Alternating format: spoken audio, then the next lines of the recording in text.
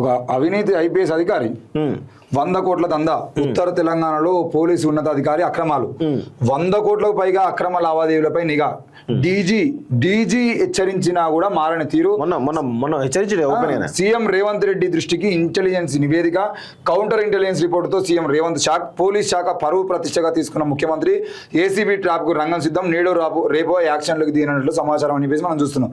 అయితే ఈయన ఎవరైతే ఉన్నారో పక్క రాష్ట్రాల నుండి డ్రగ్స్ తీసుకొచ్చేటువంటి వాళ్ళకు ఈ ఒక పోలీస్ కాన్వాయ్ ఒకటి పెట్టడమే తక్కువ. పక్క రాష్ట్రాల నుండి ఈ డ్రగ్స్ తీసుకొచ్చేటువంటి వాళ్ళకు పోలీస్ కాన్వాయ్ ముందట వెనుక ఒక కాన్వాయ్ పెట్టడం వాళ్ళకు రక్షణ కల్పించడం ఒకటే తక్కువ ఉన్నదంట. ఈ డ్రగ్స్ తీసుకొచ్చే వాళ్ళు ఎవరైతే ఉంటారో ఆ ఏజెంట్లు వాళ్ళ నుండి డైరెక్ట్ నెట్ క్యాష్ సార్ ఇంకో ఈరోజు మన ₹1 మాల్ వచ్చింది సార్, ఇంకో మీకు రావాల్సినటువంటి 30 లక్షలు తీసుకుపోయి నెట్ క్యాష్ బ్యాగ్ ఆడ పెట్టేస్తారు. ఈయన రూమ్ కు ఎవరెవరు వస్తున్నాడు కూడా ఈయన రూమ్లకు ఈయన ఏ గెస్ట్ హౌస్ పోతున్నాడు, ఈ గెస్ట్ హౌస్లకు ఎవరెవరు వచ్చిపోతున్నాడు. ఈయన ఒక గెస్ట్ హౌస్ బుక్ చేసుకొని పోతాడన్న. ఆయన గెస్ట్ హౌస్ బుక్ చేసుకొని పోకముందే ఆ రూమ్ క్లీన్ చేస్తారు కదా, రూమ్ క్లీనింగ్ అయిపోగానే ఒక ఇద్దరు పోయి ఆ రూమ్ లో బ్యాగ్ పెట్టి వెళ్ళిపోతాడు. ఈయన గెస్ట్ హౌస్ పోయి ఆ నైట్ స్టే చేసి ఆ డబ్బులు తీసుకొని పోతాడు. సో దీని గురించి కొంచెం మనం డీటెయిల్స్ అవుదాం. ఈ టాపిక్ గురించి కూడా ఇంకొక ఆర్టికల్ వచ్చింది కదా,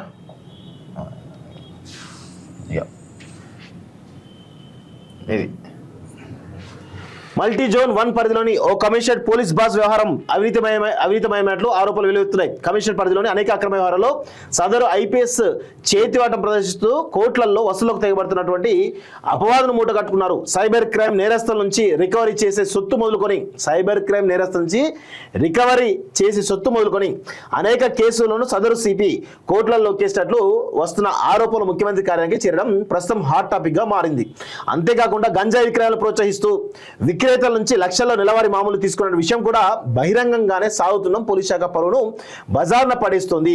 ప్రస్తుతం సిపిగా పనిచేస్తున్న ప్రాంతానికి ఆనుకొని ఉన్న జిల్లాకు గతంలో ఎస్పీగా మరోచోట ఏసీగా పనిచేయడంతో ఆ ఉమ్మడి జిల్లా వ్యాప్తంగా జరిగే ఇల్లీగల్ వ్యవహారాలపై ఆయనకు పూర్తిగా అవగాహన ఉండడం ప్రస్తుతం ఆ సిపి దోపిడికి కలిసి వస్తున్నట్లు పోలీస్ శాఖలో మాట్లాడుకోవడం కలకలం రేపుతుంది. సో ఈయన గురించి ఇంకా దారుణంగా ఉన్నాయి.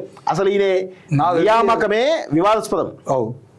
ఆయన పుట్టిందేమో అగ్రవర్ణాలలో, కానీ ఆయన ఒక దళిత సర్టిఫికేట్ మీద ఐపీఎస్ అయింది అనేది ఒక ఆరోపణ. మనకు కూడా పూర్తి వివరాలు ఆరోపణ జరుగుతోంది. అంటే ఆయన నియామకం నుంచి కూడా వివాదాస్పదమే. ప్లస్ ఆయనకు ఉండేటువంటి కులగజ్జి మామూలు కులగజ్జి కాదు, అది మామూలు కులగజ్జి కాదు, చాలా దారుణ కులగజ్జి ఉందట. అగ్రవర్ణాలకు సంబంధించిన వ్యక్తి దళితుల పేరు మీద ఐపీఎస్ అయ్యాడు. అది నేను చెప్పదు, ఇక మీరే తెలుసుకోవాలి. ఈయన పోలీస్ శాఖ అంటే ఆయన కింద ఉన్న పోలీసుల గురించి కూడా పట్టించుకోడంట. వాళ్ళకి సంబంధించిన సమస్యల గురించి పట్టించుకోడు, కేవలం డబ్బులు. ఇగో 12 ఏళ్ల క్రితం విధుల్లో చేరినటువంటి ఈ ఐపీఎస్ అక్రమ వస్తువుల్లో రాణిస్తున్నపై అనేక ఫిర్యాదులు ముఖ్యమంత్రి కార్యాలయానికి చేరడం ప్రకంపనలు సృష్టిస్తోంది.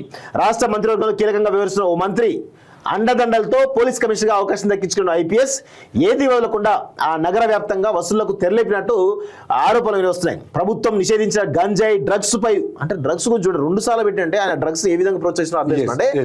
ఒక కమిషనర్ ఆ కమిషనర్ పరిధికి బాస్ ఆయన, చాలా ఎఫిషియెంట్ ఆఫీసర్, అంటే వాళ్ళకు చాలా పవర్స్ ఉంటాయి. అలాంటి కమిషనర్ ఈరోజు డ్రగ్స్ గంజాయి సంబంధించిన వాటిలో ఉక్కుపాదం మోపాల్సి పోయి వాళ్ళ నుంచి డబ్బులు వసూలు చేస్తున్నాడంటే ఇక డ్రగ్స్ సరఫరా కాదంటే ఎందుకు కాదుగా. మళ్ళీ ఇంకోటి ఏంటంటే రూపారెడ్డి లాంటి హత్యలు ఎందుకు కాదుగా. ఈయన విషయం ఏంటంటే ఆయన జిల్లానే కాకుండా పక్క జిల్లాలకు సంబంధించిన వాళ్ళకు కూడా ఈయన జిల్లా నుండే డ్రగ్స్ సప్లయర్లు పక్క జిల్లాలకు పోతా ఉంటారు. అవును, అక్కడ ఉన్నటువంటి పోలీసులు కూడా ఈయన చెప్పి పెడతారు ముందు. అవును డ్రగ్స్ పై ఉక్కుపాదం మోపాల్సింది పోయి వాటిని విక్రయిస్తున్నటువంటి వారి అడుగులకు మడుగులొత్తుతూ లక్షల్లో దండుకున్నట్లు ఫిర్యాదులు వెలువెత్తుతున్నాయి. ఆయన పనిచేస్తున్న నగరంలో మట్టి దంద మొదలుకొని అన్ని వ్యవహారాల్లో ముక్కుపిండి మామూళ్లను వసూలు చేస్తున్నట్లు ఆరోపణలు ఉన్నాయి.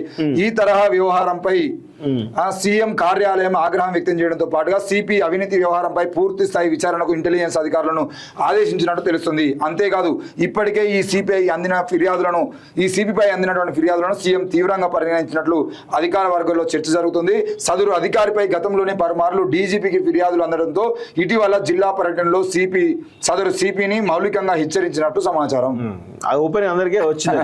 సో అన్నింటిలోనూ సిపికి మామూలు దోచిన సొమ్ముతో ఎకరాల్లో భూముల కొనుగోలట, అది బినామీ పేర్ల మీద ఉంటాయి. చర్యలకు గ్రీన్ సిగ్నల్ త్వరలోనే వెయిట్ అంటూ చూస్తాను. సో మరి ఆయన ఐపీఎస్. లేదన్న ఈ లాస్ట్ విషయం తప్పు.